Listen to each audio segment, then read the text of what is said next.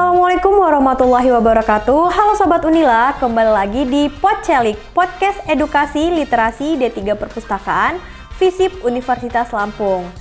Di podcast kali ini kalian ditemani oleh aku, Dinda Pitaloka, dengan tema Strategi Penelusuran Informasi di Era Tsunami Informasi. Nah, podcast kali ini aku nggak sendirian, kita udah kehadiran narasumber yang Masya Allah cantik sekali. Ada Ibu Eri Mariani, SIPMA selaku dosen D3 Perpustakaan Unila. Oke, kita sapa dulu nih ibunya. Halo Bu Eri. Halo juga Kak Dinda. Ya, apa kabar nih Bu? Alhamdulillah sehat, luar biasa. Dingin tapi hari ini.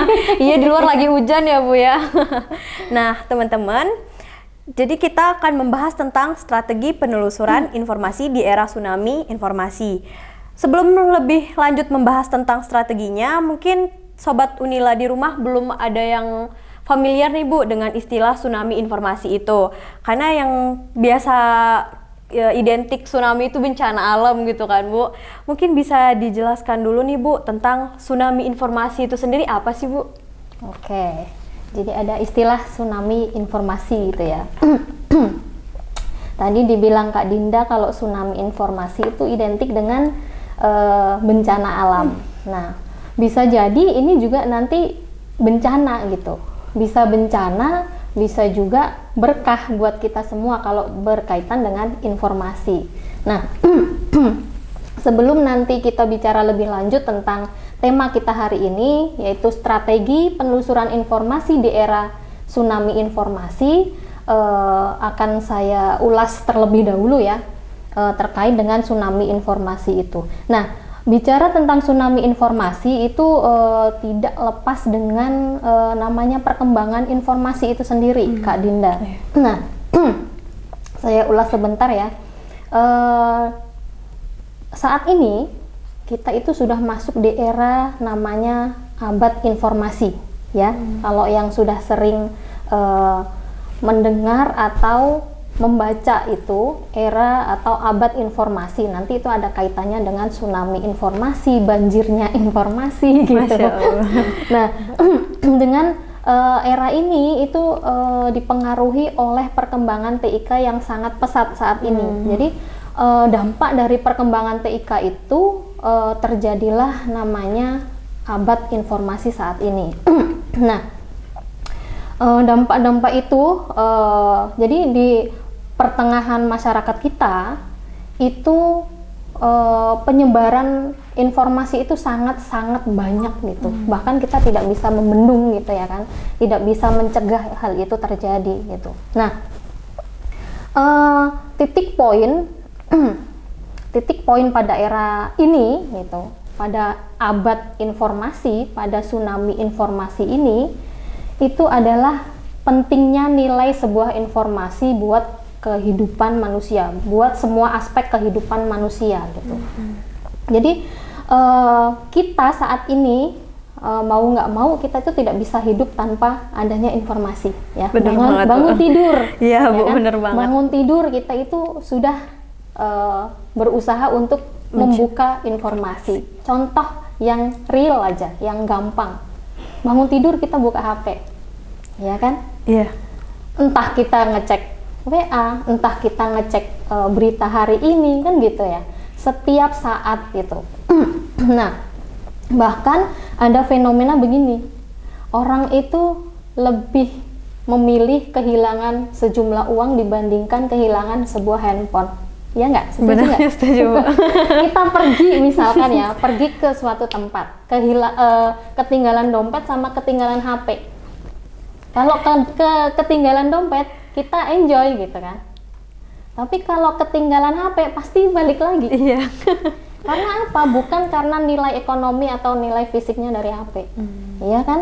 Tapi nilai informasi yang terkandung dalam HP gitu. Dalam handphone kita ada banyak informasi yang tersimpan di situ, ada informasi-informasi yang bisa kita akses melalui handphone kita.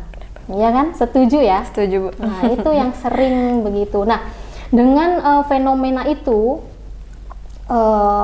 sebenarnya kondisi saat ini tuh sudah diramalkan oleh ilmuwan yang terkenal dari dunia barat, sekaligus filosof gitu ya. namanya itu Francis siapa ya? Francis Bacon gitu.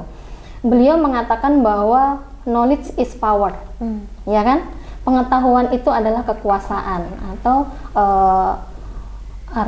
bisa diartikan lain bahwa informasi itu adalah sumber kekuasaan, gitu. Nah, informasi adalah sumber kekuasaan saat ini di era yang serba digital, ya, serba online, apa-apa itu melalui internet, itu kita harus hati-hati. Informasi apapun yang kita share di internet itu pasti akan terekam gitu. Iya, Secara digital, jejak digitalnya itu akan terekam, makanya hati-hati.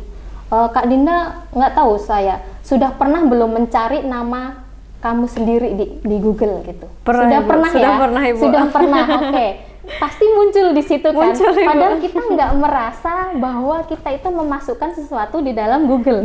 Bener. Iya, tapi Google itu otomatis akan mengindeks itu, menyimpan data itu gitu. Makanya hati-hati gitu.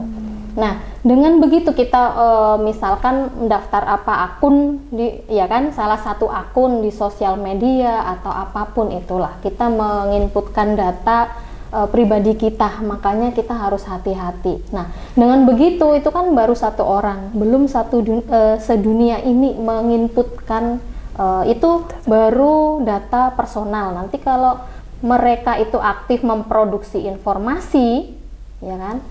Semua orang memproduksi, kemudian dengan mudahnya menyebarkan informasi itu melalui internet. Nah, coba bayangkan seluruh dunia gitu. Apalagi dengan perkembangan TIK saat ini kan produksi, kemudian produksi itu penciptaan informasi, kemudian penyebarannya itu sangat-sangat mudah. Semua orang, siapapun itu bisa melakukan itu, dan itu di internet nggak terproteksi, nggak tersaring gitu, semuanya bisa masuk. Nah, dengan kondisi itu makanya muncullah namanya banjirnya informasi, tsunami informasi, gitu Kak Dinda. Jadi bayangkan kalau misalkan di informasi yang ada di internet itu terlihat oleh mata secara fisik saat ini, mungkin di ruangan ini kita tidak akan terlihat, kita akan tertutup oleh informasi gitu. Begitu. Jadi aku simpulkan bahwa sekarang siapa saja bisa menciptakan dan menyebarkan kembali informasi itu ya Bu, sehingga terjadilah sebuah tsunami informasi ini. Iya. Oke. Nah, nih Bu, tadi salah satu informasi yang banyak beredar itu adalah informasi bohong Bu atau hoax. Nah, dari Bu sendiri tips atau adakah cara khusus agar kita bisa mengecek, meng-cross-check informasi itu hoax atau tidak, dan bagaimana Bu cara agar kita tidak ikutan membagikannya gitu Bu? Tip ya, dengan adanya tadi tsunami informasi kita tidak bisa menyaring bahwa informasi itu valid nggak sih, gitu, relevan nggak sih, itu mengandung hal-hal yang negatif atau tidak. Nah, jadi harus kita sendiri yang cerdas, karena kalau penyebaran informasi kan kita tidak mampu tuh membendung gitu. Jadi kita sendiri yang harus cerdas untuk memfilter atau biar kita itu membatasi atau mencari informasi atau menemukan informasi itu sesuai dengan harapan kita, relevan, valid, dan itu memang terpercaya gitu. Jadi tipsnya satu yang sering sekarang itu terjadi biasanya itu di masyarakat umum ya. Di masyarakat umum kita yang banyak grup-grup WA itu, nah kan biasanya itu langsung ada broadcastan ya, ada yang langsung apa-apa langsung di-share, nggak tahu tujuannya, mungkin di grup-grup keluarga aja ya. Mungkin mereka itu karena peduli dengan kita, jangan sampai kena ini kan gitu ya. Tapi penyebarannya itu mereka itu banyak yang gegabah, belum disaring langsung sharing gitu. Iya betul. Jadi pertama itu saring dulu sebelum di sharing gitu. Jadi dicek. Nah, cara mengeceknya itu ada beberapa yang bisa kita lakukan di era saat ini di dunia internet terutama. Yang pertama itu kan sudah ada situs-situs tertentu yang bisa dipakai untuk mengecek bahwa itu berita bohong atau bukan, itu fakta atau hoax gitu. Nah, salah satunya itu adalah situs cekfakta.com. Bagi kawan-kawan nanti kalau misalkan ada berita yang kira-kira kok di benak kita, kok ini aneh ya gitu kan. Kadang-kadang judulnya itu mengandung provokatif ya kan, provokasi gitu. Terus aneh gitu. Makanya kita cek aja di cekfakta.com, atau satu itu ada turnbackhoax.id gitu. Itu juga bisa gitu. Jadi sekarang tuh apa-apa canggih kok, bisa. Jadi jangan sampai kita, apalagi di kalangan akademisi, jangan sampai kita ikut andil dalam penyebaran berita-berita yang mengandung hal-hal yang negatif yang harusnya tidak tersebar gitu.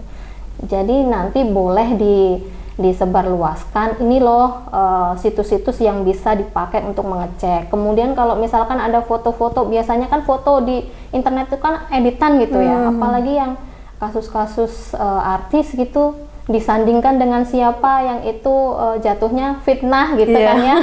Nah, kita jangan langsung percaya gitu. Kita bisa cek di, kalau gambar itu ada di Google image google.com itu ya.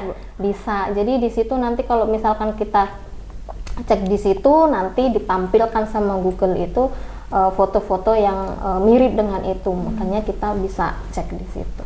Nah, itu tips-tipsnya. Salah satu ya. Nah, jadi ada beberapa tadi agar kita bisa mengecek informasi tersebut hoax atau tidak. Yang pertama, kita harus mencari tahu dulu sebelum sharing gitu. Kita harus memfilter lagi, harus saring sebelum sharing. Yang kedua, kalau teman-teman mau cek itu bisa di tadi cekfakta.com, turnbackhoax.id. Sama kalau foto-foto bisa dicek di Google, itu udah banyak fitur-fiturnya sekarang. Menarik sekali ya informasinya teman-teman. Oke nih Bu, kita sekarang lanjut ke bahas strateginya. Nah, bagaimana Bu strategi penelusuran dari informasi di era tsunami informasi tersebut, Bu?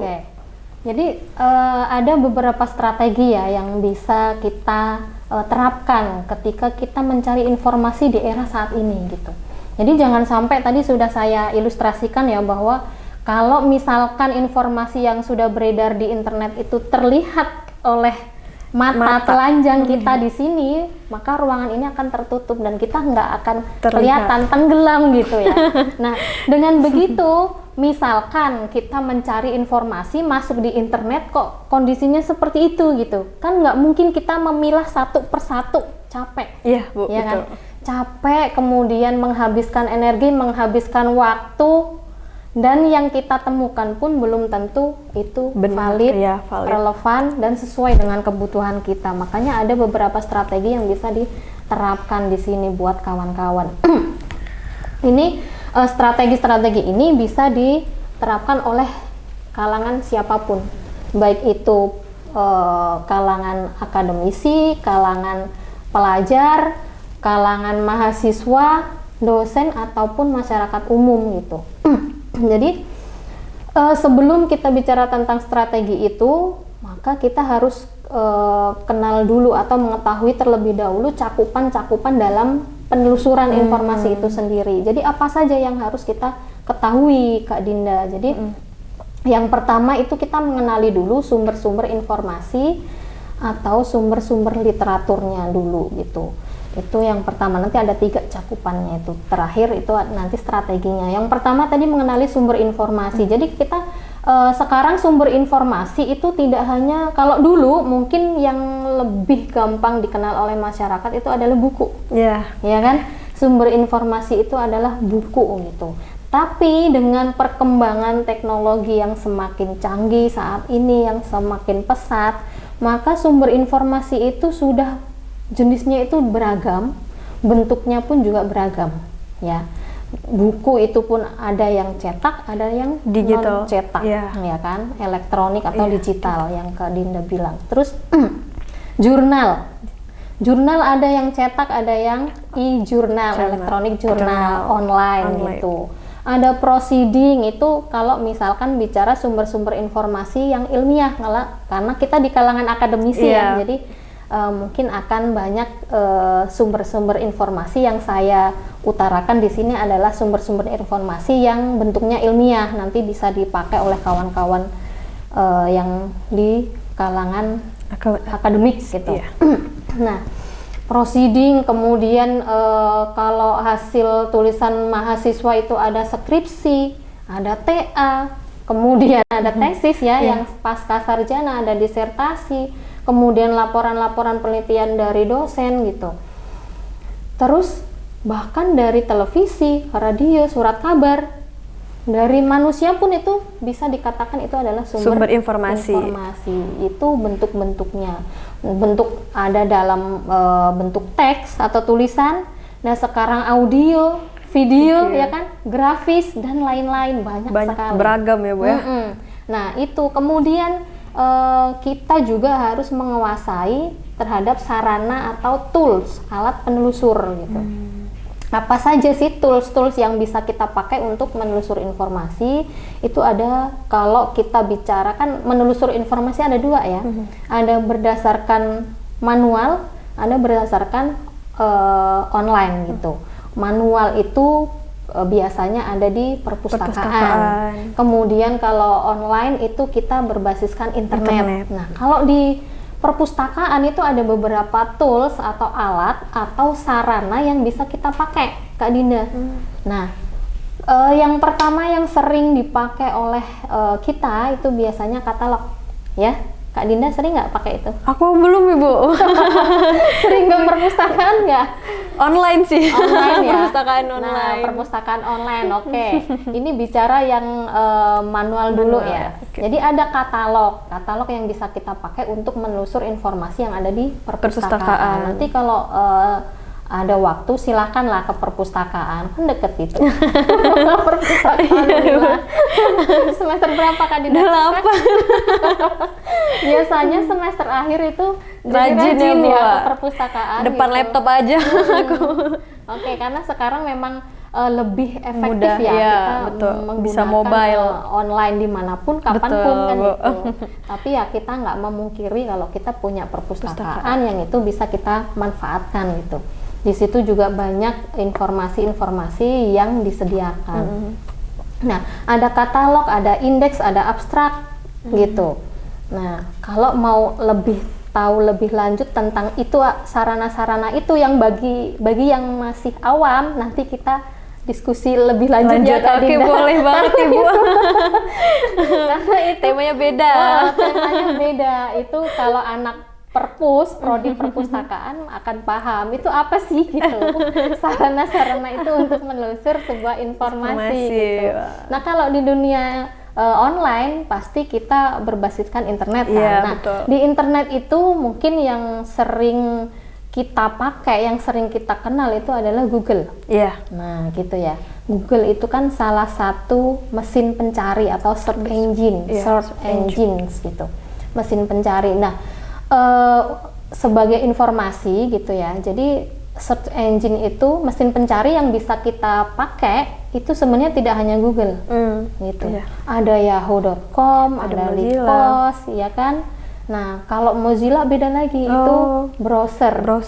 Mozilla, kemudian apalagi Internet Explorer itu adalah browser. Tapi kalau mesin pencari itu teman-temannya Google, yahoo.com, kemudian lycos.com, ada DuckDuckGo, ada apa lagi tuh, banyak ya Bu. Tapi yang sering kita pakai memang Google. Siapa sih yang nggak kenal Google gitu? Padahal selain Google juga ada mesin pencari yang lain gitu.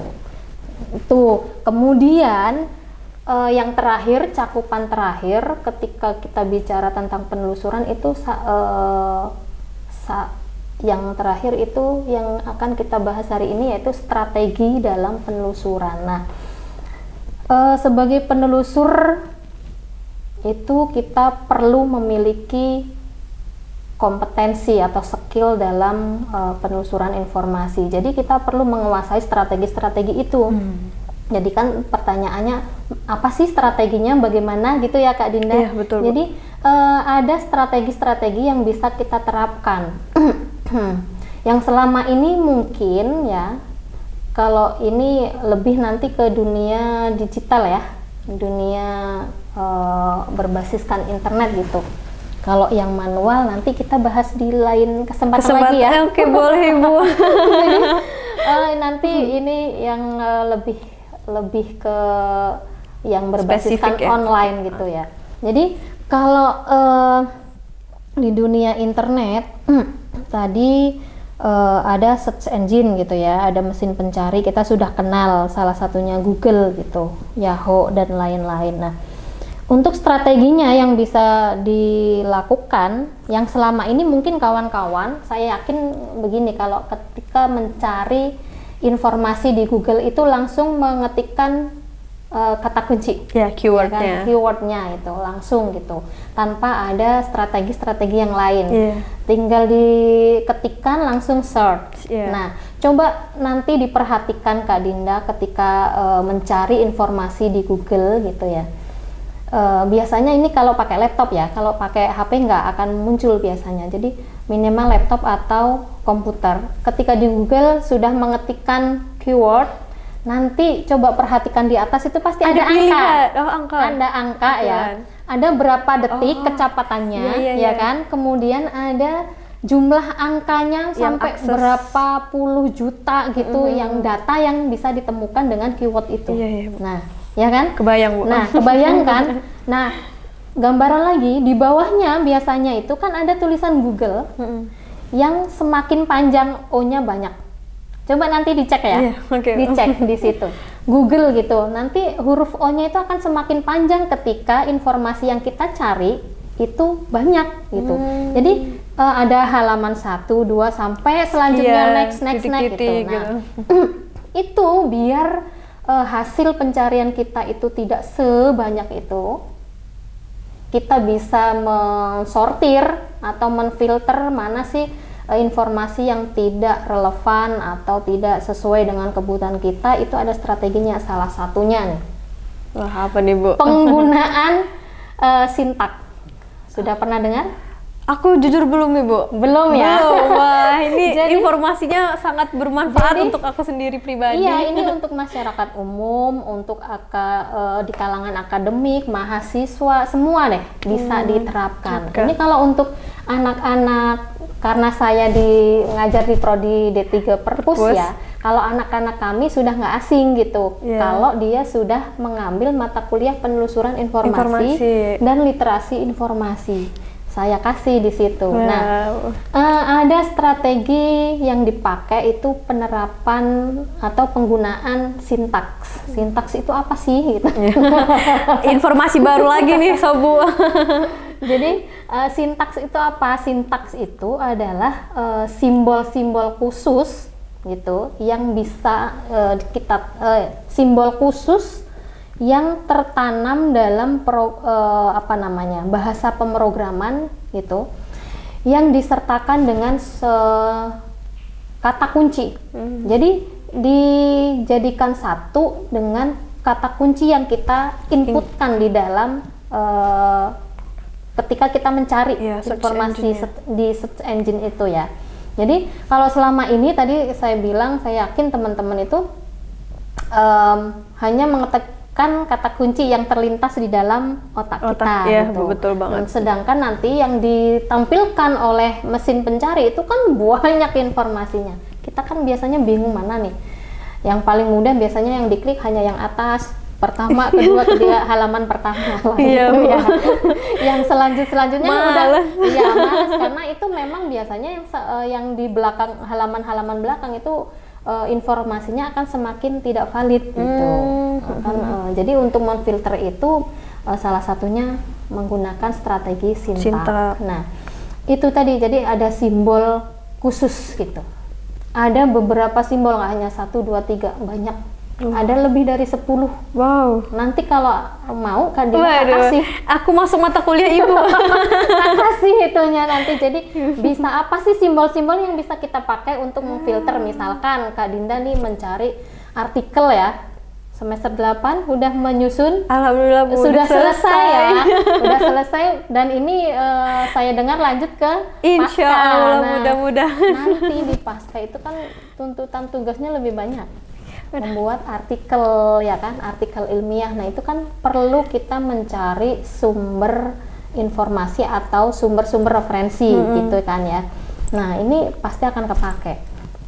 Jadi biasanya kita masuk nih di Google ya, yang paling banyak yang dan sering dipakai oleh kawan-kawan itu adalah Google. Kita bisa pakai simbol sintaks itu tanda kutip 2 di Buka kurung ya? Buka petik. Petik 2 kiri kanan ya kan, untuk mengapit keyword yang kita inginkan, mau. ya. Nah, fungsinya apa? Itu fungsi salah satu sintak itu adalah untuk mengapit frasa yang keyword yang kita ketikkan itu biar tidak terpecah.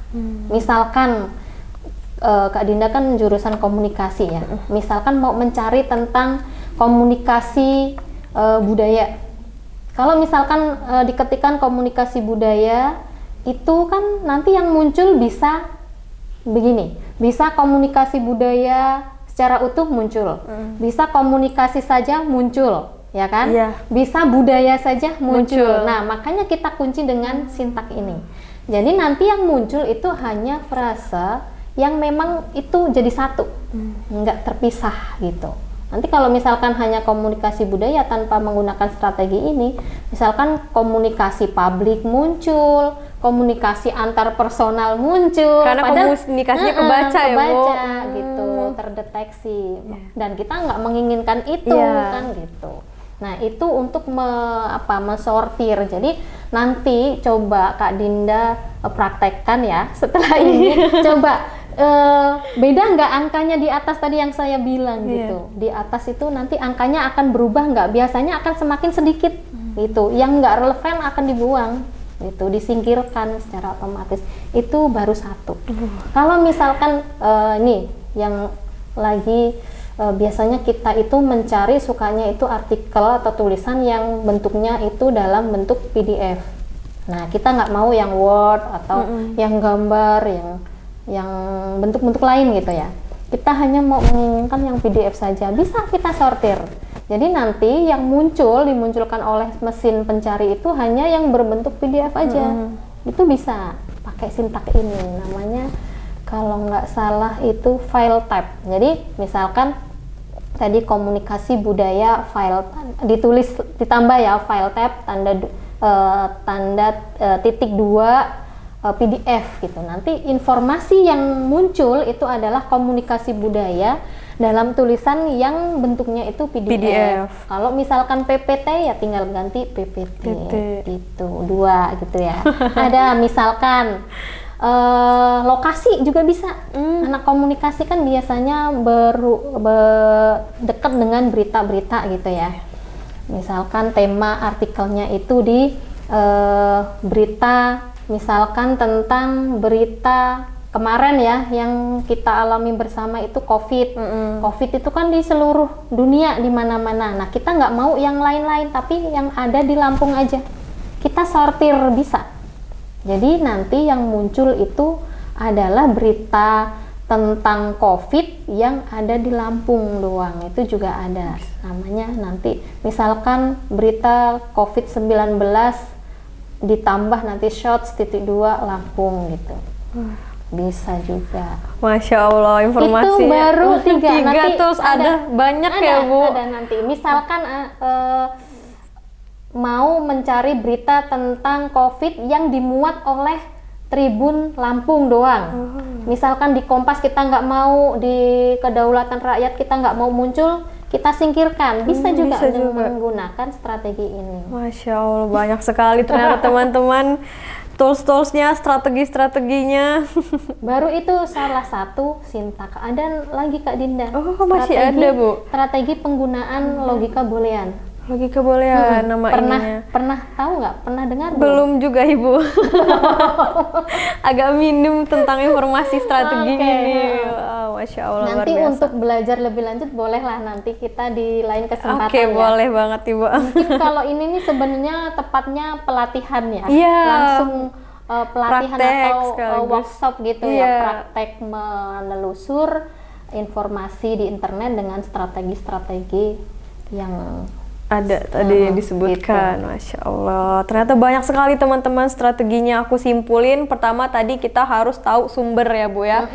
Karena ada sumber misal dari perpustakaan, online dan manual. Terus ada juga manusia atau sesama kita juga itu bisa jadi sumber.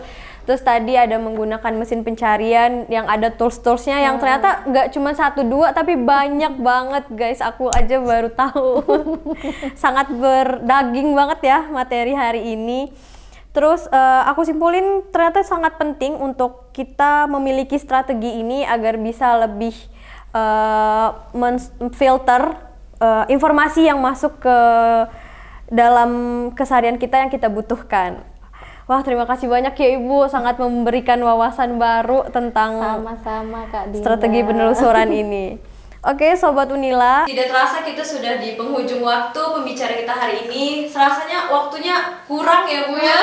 Nanti di lain kesempatan ya Iya. Kak Dinda dengan tema yang lain. Boleh banget Ibu. Jadi Sobat Unila saksikan terus Celik Podcast Edukasi Literasi D3 Perpustakaan Visip Unila di episode-episode selanjutnya, dan tentunya informasinya bakal lebih menarik lagi. Oke, terima kasih Ibu. Sama-sama. Terima kasih semuanya. Dadah.